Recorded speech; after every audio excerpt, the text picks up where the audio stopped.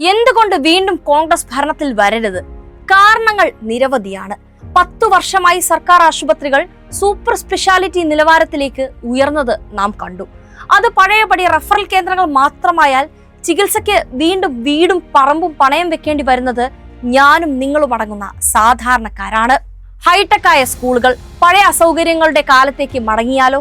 വൻതുക donation നൽകി unaided വിദ്യാലയങ്ങളെ ആശ്രയിക്കേണ്ട ഗതികേട് രക്ഷിതാക്കൾക്ക് വീണ്ടും വരും. പണമില്ലാത്തവന്റെ മക്കൾക്ക് ഗുണനിലവാരമുള്ള വിദ്യാഭ്യാസം എന്നത് വീണ്ടും ഒരു സ്വപ്നം മാത്രമാകും. സംസ്ഥാനത്തിന്റെ വികസന നയം തീരുമാനിക്കുന്നത് ജനപ്രതിനിധികളാകില്ല, മറിച്ച് കോർപ്പറേറ്റ് ഇടനിലക്കാരും സമുദായ പ്രമാണിമാരുമായിരിക്കും. അഴിമതി എന്നത് ഒരു വാർത്തയല്ലാതെയായി മാറും. നമ്മൾ തോറ്റാൽ നഷ്ടപ്പെടുന്നത് കേരളം എന്ന ആശയമാണ്. നമ്മൾ ഒരുമിച്ച് അനുഭവിച്ചറിഞ്ഞ ക്ഷേമവും വികസനവും സമൃദ്ധിയുമാണ്. ഒരു സ്റ്റേജിൽ ആരാദ്യം സംസാരിക്കണം എന്നുപോലും കൂട്ടായി തീരുമാനിക്കാൻ കഴിയാത്ത കയ്യാങ്കളി നടത്തുന്നവരുടെ കയ്യിൽ ഒരു സംസ്ഥാനത്തിന്റെ നിയന്ത്രണം ഏൽപ്പിച്ചാൽ എന്തായിരിക്കും സ്ഥിതി? ഇതിലും വലിയ ദുരന്തങ്ങളെ മലയാളികൾ അതിജീവിച്ചിട്ടുണ്ട്.